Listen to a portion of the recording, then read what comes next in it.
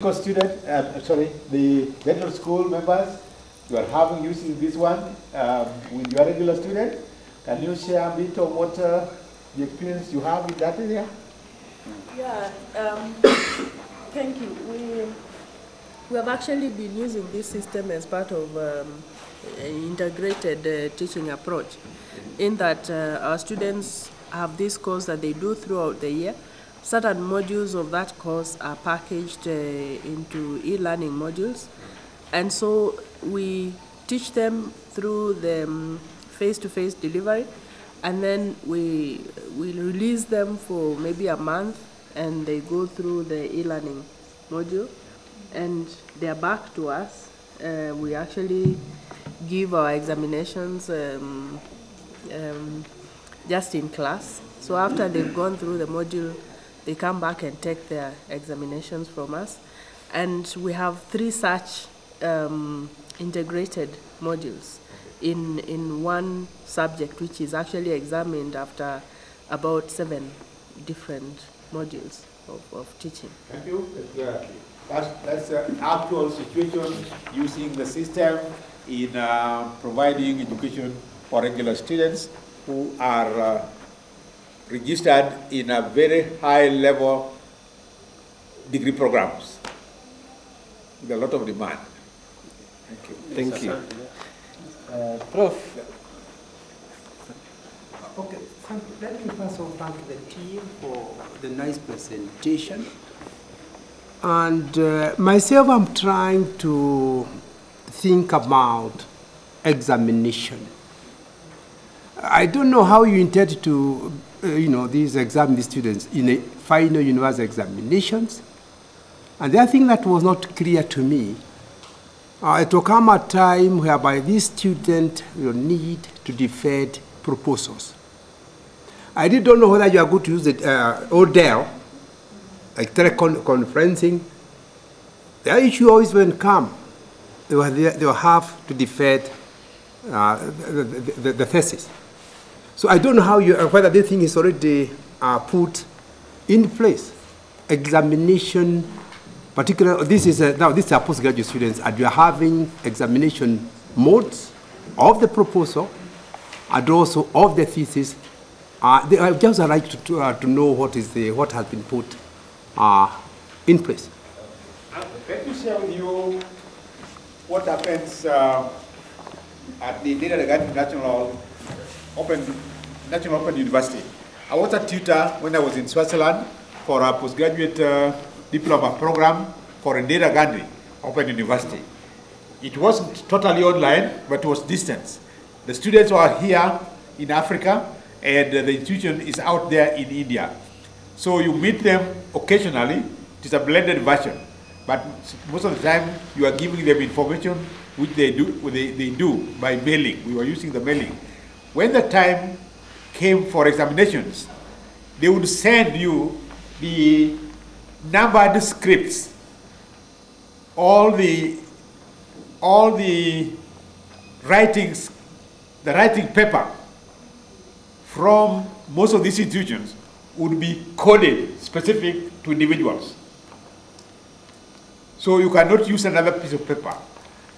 I would supervise the examination, and having supervised the examination, I would send an immediate e-version straight to India, and then I mail the hard copy through the normal mail. So the e-version will go there, they will do the marking and so on. There were some which were being marked local here. They are marked online, and then information sent back to those people. And then the hard copies are also sent. So the institution is getting 2 copies. They are getting the one which will arrive the same within a couple of seconds or minutes straight into India, and another one which will, another hard copy which is going to take several days. Last time we had also a statement from one of us. In fact, that was Professor who was in the workshop. This is the deputy principal, Professor Kobonyo, was examining a student who is studying by distant mode in an institution in US. So generally, the institution would identify, like if we were to have students in Somalia, we have in India, we have in other places, like you do have in places like institutions like UNISA, you would ask the student, if you haven't been there, or you check from the internet, relevant institutions of higher learning that exist in those places. You then link with them and enter into an agreement so that they can invigilate on your behalf and you pay them a fee. In most cases, they will require a little more money, and generally, the extra costs would be passed on to the student because it would have been more expensive for them to travel to Africa or go to South Africa to do the examination. So they're being asked, you have to pay a little more money than what you have there. So there are challenges, certainly, but there are mechanisms being done through collaboration arrangements, and that is going on all over the world. Now, we are going to have a presentation. We are going to ask Professor Kidogo to moderate that particular presentation.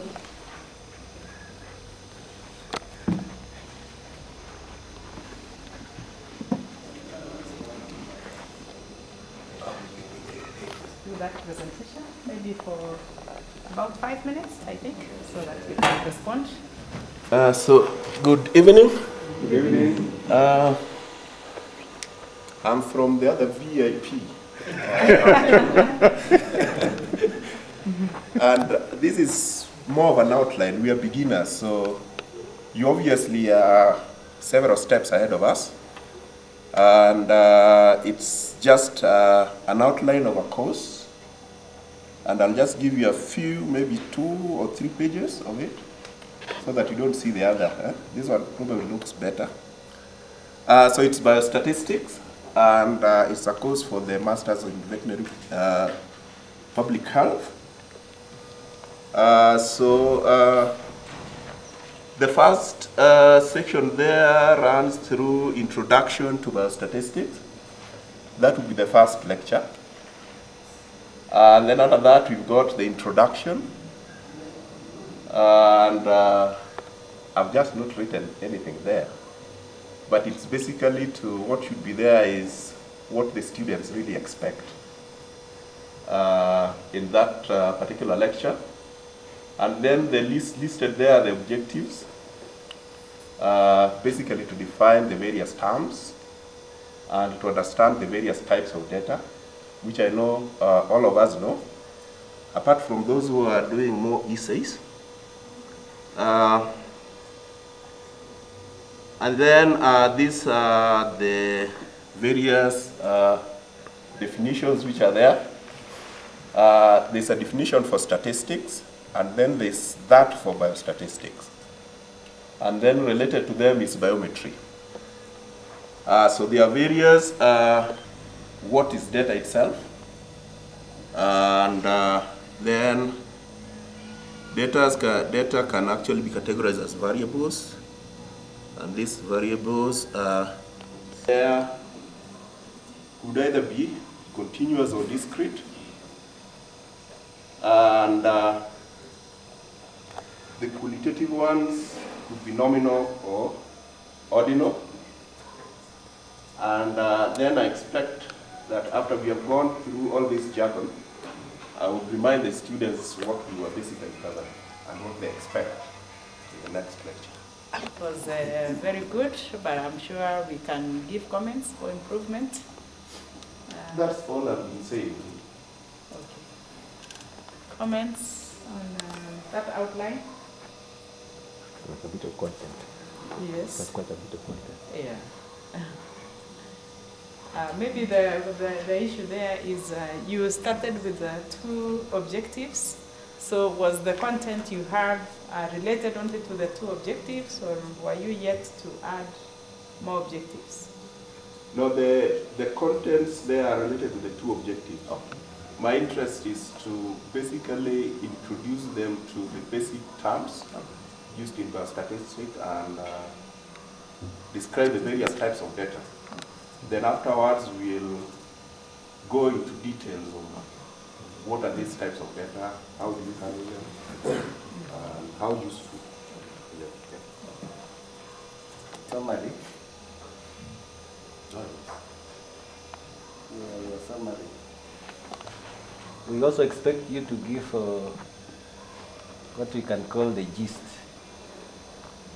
Like you assume I have not read the upper part, but I'm just coming to the summary, and I need to get the gist. So like the first line, when you say in this lecture, we have learned the various elementary definitions, also some of the types in summary. So that and realize that by listing them there again, we'll basically be repeating what we've defined up there. Yeah, what I'm saying, what I mean, you're not going to again repeat what you have put in the lecture. But suppose I have just read your summary, and I'm not able to even say any of your type of data you have talked about. So in summary, we try to at least capture the main points instead of maybe just saying that we defined, we explained, we described. So with that, can you allow me to give good clap to these two moderators who have served for the session. Now open your hand. And then, meta, and friendly down, come down, up again, down, and up again. Final.